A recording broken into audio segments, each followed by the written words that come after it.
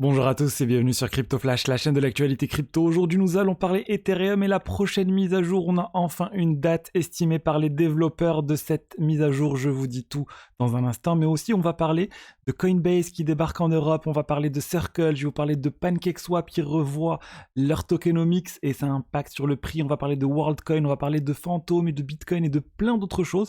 Pour ceux qui ne connaissent pas la chaîne tous les jours, le meilleur de l'actualité crypto, n'hésitez pas à vous abonner, activer la cloche pour ne rien rater. Regardez aujourd'hui le cours des crypto-monnaies Solana plus 9,46%.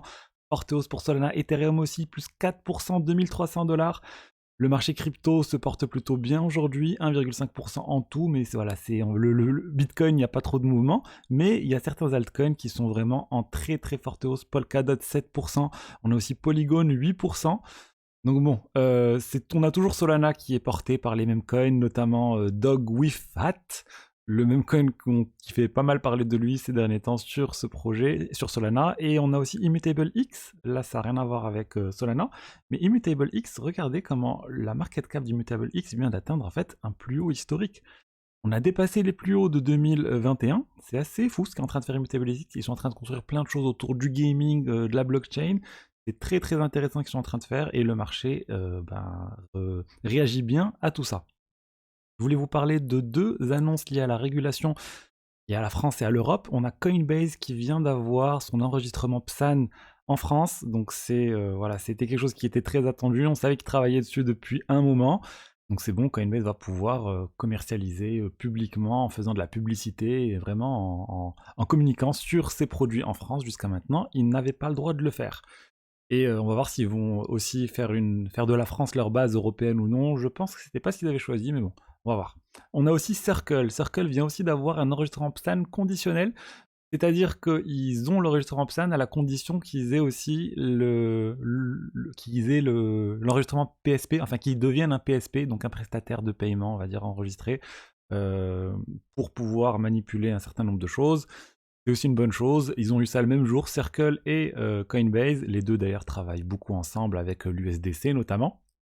Donc voilà, on risque de voir pas mal de choses prochainement autour de Coinbase, autour de l'USDC en France, je sais pas, des partenariats ou plein d'autres choses, des offres qui pourraient être à destination de la France basées sur ces deux projets. Ensuite, on a PancakeSwap, l'exchange numéro 1 de la BNB Chain, qui est en train de revoir totalement ses tokenomics. En fait, ils sont en train de changer la supply, ils sont en train de changer la quantité de tokens maximum qui va exister sur le projet. On était à 750 millions au plus et là ils vont passer à 450 millions. Donc ils veulent réduire de 300 millions la quantité de tokens maximale à atteindre en fait. Pourquoi ils veulent faire ça? Parce qu'ils ont revu dernièrement leur tokenomics avec leur modèle vote escrow token, les VE tokens qui permet en fait de inciter les gens à staker, on va dire, des tokens PancakeSwap, des tokens Cake plutôt pour ne pas les vendre. Et c'est un système que Curve Finance a initié, a créé, qui est en train d'être repris par plein de projets différents. Et bien grâce à ça, ils ont besoin de moins d'émissions, ils ont besoin de moins d'inflation. Et du coup, ils peuvent se permettre de réduire cette quantité de tokens qu'ils ont besoin de créer. Et c'est une bonne chose pour le cours du token, parce que regardez comment ça a pumpé là lorsque ils ont annoncé tout ça. On est passé de 2 dollars à 2,106 $, de 2,26 $ à 2,106 $. Donc c'est un pic quand même notable suite à cette annonce et c'est vraiment bien pour le long terme, pour le projet PancakeSwap, parce qu'il va y avoir moins de tokens qui vont être émis, du coup moins de pression vendeuse sur ce projet. Si vous voulez vous intéresser davantage à la finance décentralisée, à comment générer du rendement d'air sur vos cryptos, j'ai réouvert ma formation, vous avez le lien dans la description, cryptoflashfrance.com, vous avez directement la page qui résume l'ensemble des choses que vous devez savoir sur la formation avec le module, les divers modules, la table des matières, regardez les exchanges décentralisés, tout ce dont on parle sur les exchanges décentralisés, il y a énormément de choses, on parle des tutoriels, on parle de plein de choses sur le module sécurité, je l'ai fini de le produire aussi honnêtement, j'ai tout donné, il y a tout ce qu'il faut savoir sur les risques liés à la finance décentralisée, comment analyser la sécurité d'un projet crypto, là c'est vraiment toute une vidéo de plus de 15 minutes où je vous parle de plein de choses, mon expérience d'auditeur aussi sur du coup comment appliquer un certain nombre de choses dans la finance décentralisée et bref, il y a tout ce que vous avez besoin de savoir pour vous lancer dans la crypto, dans la finance décentralisée plutôt, et ça ferme dans 4 jours, donc mardi 23h59 c'est la fin des inscriptions. Il y a un bonus, le prix est réduit quand ça réouvrira, je sais pas quand, en janvier ou en février, en tout cas en 2024. les prix seront plus élevés. Donc voilà, le lien est dans la description, sinon c'est cryptoflashfrance.com. Alors, ensuite, on va parler de WorldCoin. WorldCoin, la crypto qui scanne vos yeux, enfin le projet crypto qui vient scanner vos yeux pour vous offrir de la crypto. C'est quoi ce projet? On en a beaucoup parlé, il se balade avec des orbes, des sortes de matériel pour scanner votre iris un peu partout. Et ben WorldCoin, ils ont arrêté de faire ces scans en Inde, au Brésil et en France. Ils disent qu'en Inde, il y a bien une pause, ils sont en train de faire une pause sur le projet, voir si les choses se font bien de manière sécurisée, etc. Mais en Brésil et en France, ils disent non, non, c'était juste un test qu'on avait fait, un limited time access qu'on avait lancé, mais on reviendra en France en 2024 et au Brésil. Je sais pas si vous avez vu passer ce type de choses en France, j'ai pas vu de mon côté. Et est-ce que vous serez prêt à vous faire scanner vos yeux pour 50 $ de token Orb? Personnellement, je suis pas prêt pour le moment, mais j'ai peur que ça commence à être de plus en plus obligé pour accéder à certains services. Vous voulez accéder à un service, il faut prouver que vous n'êtes pas un robot, et du coup, faut avoir scanné ses yeux auparavant et avoir un wallet crypto associé. Bon, espérons qu'on n'en arrive pas là. Parlons maintenant de la prochaine mise à jour Ethereum. La prochaine mise à jour Ethereum, la cible selon les développeurs serait en février, la fin février pour sortir cette mise à jour sous le proto-danksharding. C'est quoi ce terme très barbare? Ce qu'il faut savoir, c'est une mise à jour qui va permettre de réduire les frais de transaction sur les solutions de niveau 2. Ça va créer un nouvel espace de stockage qui pourrait être utilisé par les solutions de niveau 2 telles que Optimism, Arbitrum et toutes les ZKEVM qui existent comme Polygon ZKEVM, etc.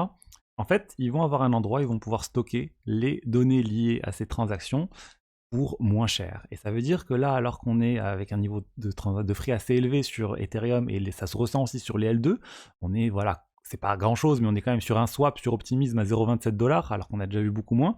Et bien avec Proto-Danksharding, on pourra avoir beaucoup moins de frais. On n'a pas les chiffres exacts, mais à la cible, ça sera potentiellement divisé par 10. Je pense que dans un premier temps, ça sera plus divisé par 2, 3, 4, 5, mais ça sera vraiment moins cher. Et c'est très très attendu pour pouvoir permettre en fait à toutes ces solutions L2 qui vont monter en puissance sur l'année 2024 d'avoir des frais de transaction faibles, le plus faible possible. C'est très attendu, c'est dans la roadmap Ethereum depuis très longtemps et ça devait arriver pour la fin d'année 2023, finalement ça a été décalé, donc maintenant, fin février, espérons que ça décale pas trop. Je pense que s'il n'y a pas trop de problèmes, ça devrait arriver en tout cas au cours du premier trimestre de l'année 2024.